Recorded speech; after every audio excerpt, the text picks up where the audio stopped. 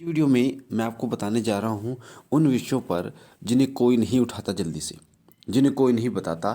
और एक सेवक, एक साधक जो पूजा करता है वो अपनी पूजा को छोड़ देता है। वो पूजा में उसका मन नहीं लगता है, उसका भाव नहीं जगता है, और इन कारणों से फिर वो नास्तिक तक हो जाता है। नास्तिक यानी वो भगवान को फिर ब्लेम देना शुरू कर देता है कि भगवान ऐसा है वैसा है।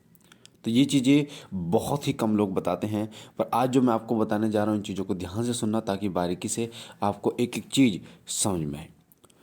कई बच्चे ये कहते हैं कि गुरुजी मैं बहुत पापी हूँ, कि मेरे हाथ से ये काम हो गया, मैं बहुत नीच हूँ। अपने आप को गिलानी करते हैं, अपने आप को कोसना शुरू कर देते हैं और कहते हैं कि मैंने अपनी माता के प्रति ऐसा सोचा, मैंने अपने बाबा के प्रति ऐसा सोचा, मुझसे बड़ा कोई पापी हो ही नहीं सकता, मुझसे बड़ा कोई अधर्मी हो ही नहीं सकता। फिर वो अपने घर के मंदिर में पूजा करने के लिए भी नहीं जाते, और मंदिरों में तो बहुत दूर की बात है। फिर वो पूजा करना बंद कर देते हैं कि मैं जो है वो मलिन व्यक्ति हो चुका हूँ, मैं जो है वो अधर्मी व्यक्ति हो चुका हूँ, पापी व्यक्ति हो चुका हूँ, जो अपने माता के प्रति जो है वो ऐसा सोचता हूँ। होता क्या है कि जब आप पूजा करने के लिए बैठते हैं तो कई बच्चे ऐसे होते हैं जिनके दिमाग में, मन में अपने इष्ट के प्रति ही गलत विचार आने शुरू हो जाते हैं। यानी आप माता की पूजा कर रहे हैं तो आपके मन में माता के प्रति गंदे, माता के प्रति गलत विचार आने शुरू हो जाते हैं। कई बच्चे ऐसे हैं जब पूजा करने बैठते हैं तो उनके दिमाग में गंदे और अश्लील विचार शुरू हो जाते हैं। ऐसी अवस्था में कई बच्चे जिनको समझ में नहीं आता कि उन्हें क्या करना चाहिए, वो बच्चे पूजा छोड़ देते हैं, पूजा पाठ वो छोड़ देते हैं, जबकि उनको ऐसा नहीं करना चाहिए था। उनको ऐसा लगता है कि हम ऐसा जब सोचते हैं पूजा में तो हम पाप करते हैं, अधर्म करते हैं, और ये हमारी गलती है। वो अपने आप को नीच समझते हैं बहुत ज़्यादा। तो ऐसी अवस्था में क्या आपको करना चाहिए? क्यों ये नकारात्मक विचार, ये गंदे विचार आपके दिमाग में, आपके मन में आते हैं, जबकि आप तो एक अच्छा काम कर रहे हैं, आप तो पूजा पाठ कर रहे हैं, फिर भी आपके मन में इस तरीके के विचार आते हैं? तो इसके दो पहलू हैं। सबसे पहला पहलू ये होता है कि अगर आप गलत चीज़ों को देखते हैं, गलत चीज़ों को सुनते हैं, गलत चीज़ों को आप उनके साथ रहते हैं, गलत लोगों के साथ रहते हैं, तो जैसा आप खाओगे वैसा आपका शरीर बनेगा। वैसे ही विचार आप अपने दिमाग में डालोगे, मन में डालोगे, तो वैसा ही आपका दिमाग कार्य करेगा। जब आपका दिमाग और मन सही कार्य करता है तो आपका शरीर भी सही कार्य करता है। पर जब वो दूषित हो जाते हैं, मलिन हो जाते हैं, तब आपका शरीर भी मलिनता की तरफ भागता है।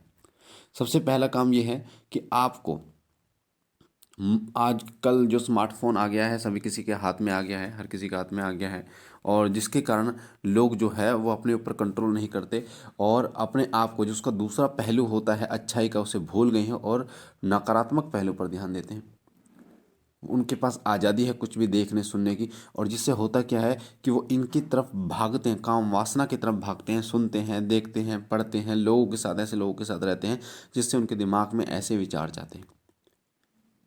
और जब वो पूजा करने बैठते हैं, क्योंकि पूजा तो सुबह और शाम करनी होती है, तो जब पूजा करने के लिए बैठते हैं तो वही विचार आपको घेरे रखते हैं। और सबसे बड़ी गलती जो बच्चे करते हैं वो ये गलती करते हैं कि उन विचारों को हटाने की कोशिश करते हैं, उन विचारों को पकड़ने की कोशिश करते हैं।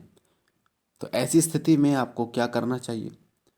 ध्यान से सुनना इस वीडियो को, ताकि आपको ये चीज़ समझ में आए। आपके लिए ये वीडियो बहुत महत्वपूर्ण है। अगर आपके साथ भी ऐसा हो रहा है तो सबसे पहली बात यह है कि आप गंदी चीज़ों को, काम वासना से जुड़ी चीज़ें जिनसे आपके शरीर के अंदर काम वासना उत्पन्न होती है, उन चीज़ों को देखना, सुनना, पढ़ना और उन लोगों के साथ रहना छोड़ दीजिए। पहली बात, खुद से आपको मजबूत बनना होगा। अगर आप ये सोचे कि कोई शक्ति आकर आपको ये कहेगी कि गंदे विचार तेरे मन में नहीं आए, तो ऐसा नहीं होगा। कोई शक्ति नहीं रोकेगी, रोकना आपको स्वयं का होगा। दूसरी बात, जब भी कोई विचार आपके दिमाग में चल रहा है तो उसे पकड़ने की कोशिश मत करो, क्योंकि उस समय पर दो विचार आपके मन में चल रहे होते हैं। पहला विचार नेगेटिविटी, नकारात्मकता जो विचार चलता है, यानी गंदा विचार, काम वासना से जुड़ा कोई विचार चल रहा होता है। दूसरा विचार आपके इष्ट के मंत्र आपको चल रहा होता है, 40 आप कर रहे हैं, कुछ भी कर रहे हैं, वो चल रहा होता है। तो आपको जो काम वासना से जुड़े विचार हैं, गंदे विचार हैं जो चल रहे हैं, उन्हें चलने दो साइड में। उन पर कसो मत, शिकंजा मत कसो। आपको, आप जो मंत्र जप कर रहे हैं उस पर ज़्यादा ध्यान दो।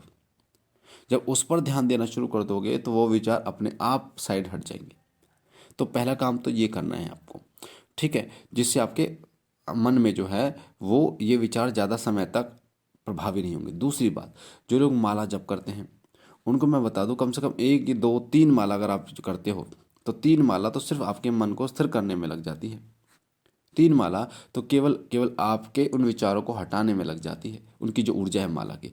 इसलिए कम से कम 5-11 माला शुरू करें। 11 माला तो कम से कम आप करना शुरू करें।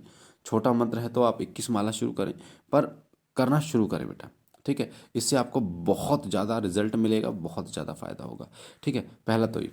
दूसरी बात ये, आप जो सोचते हैं अपने आप को गिलानी महसूस करने की आवश्यकता नहीं है। धर्मी, अधर्मी, पापी, इस प्रकार के शब्दों का उच्चारण अपने लिए करना उचित नहीं है, ठीक है। क्योंकि जो काम आप स्वयं नहीं कर रहे, आपने कोई गलती नहीं की, पर ये ना चाहकर भी हो रहा है तो इसमें आपकी गलती नहीं। इसमें आप अपनी माँ के प्रति आप उनके चरणों को देखने की कोशिश करो। माँ के चरणों को देखो और पिता के जो है ना मुख को देखो, यानी प्रभु के आंखों में देखो। तो इसलिए ये काम आप करना शुरू करें।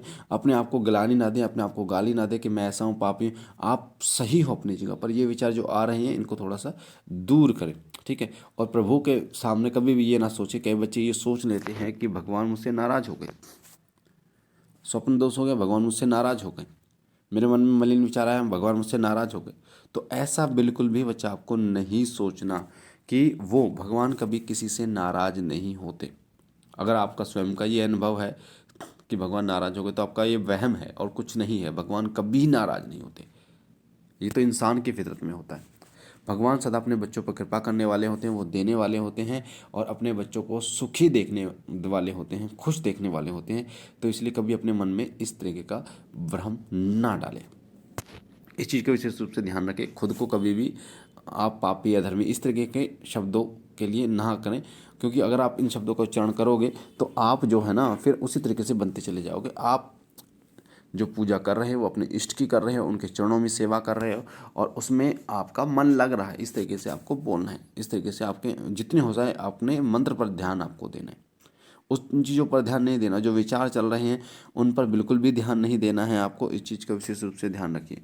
एक बात और, कई बच्चे क्या करते हैं, कई लोगों का मंदिर हॉल में होता है, बरामदे में होता है, जो बराड़ा होता है, ठीक है।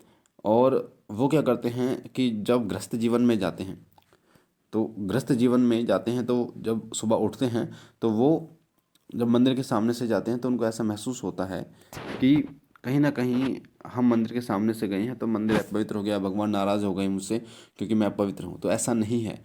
आपका गृहस्थी जीवन एक अलग जगह पर है, पूजा एक अलग जगह पर है। आपको दोनों फर्ज निभाने हैं। पर मैंने पहले भी कई वीडियो में बताया है कि गृहस्थी जीवन में जाने का एक समय होता है। अगर आप बिना समय के जाते हैं तो फिर आपके इष्ट तक आप नहीं पहुंच सकते, उनकी कृपा के पात्र नहीं बन सकते। इसलिए आपको क्या करना है, गृहस्थी जीवन में शाम की पूजा 6-7 बजे आप कर लेते हैं, उसके 2 घंटे बाद 12 बजे से पहले, रात के 12 बजे से पहले आप अपने गृहस्थ में जाएं, ठीक है। क्योंकि रात के 12 बजे के बाद अगला दिन लगना शुरू हो जाता है और अगले दिन के बाद जो पूजा की जाती है वो ब्रह्मचर्य रहकर पूजा की जाती है, निराहार रहकर पूजा की जाती है। इसलिए आपको क्या करना है, ब्रह्मचर्य का पालन करते हुए और 12 बजे के बाद कुछ खाना भी नहीं है, तब पूजा करोगे तो उसका फल कई गुना मिलेगा आपको। ये मैं स्वयं करता हूँ इसलिए मैं आपको बता रहा हूँ। बहुत बारीक चीज़ें हैं, बहुत और कोई नहीं बताता। तो इन पर आप अमल करना शुरू कीजिए। मुझे आशा है ये जानकारी आपको पसंद आई होगी। पहली बार चैनल पे हैं तो चैनल को लाइक कीजिए, शेयर कीजिए, सब्सक्राइब कीजिए। शिव कृपा चैनल से जुड़ने के लिए आपके सीधे हाथ पे जो बेल आइकन है उसे दबाइए, ठीक है, घंटे का निशान है। साथ ही बाबा भोलेनाथ के मंदिर के लिए आप अपनी इच्छा अनुसार सहयोग कर सकते हैं और कम्युनिटी टैब पे स्कैनर है। और जो भी आपकी इच्छा हो, बाबा भोलेनाथ का मंदिर जल्दी से जल्दी बने, उसके लिए आप सहयोग कीजिए। बाबा भोलेनाथ सदैव आप पर कृपा बनाए रखें। और मैं दोपहर 1 बजे, रात को 8 बजे लाइव आता हूं, तो जिन बच्चों को अपना प्रश्न पूछना वो पूछ सकते हैं। और जो लोग अपना अनुभव शेयर करना चाहते हैं हमारे साथ, वो 8130404375 नंबर पे अपना अनुभव शेयर कर सकते हैं। हम मिलते हैं एक नई जानकारी के साथ। तब तक के लिए ओम नमः शिवाय, ओम नमः शिवाय, ओम नमः शिवाय।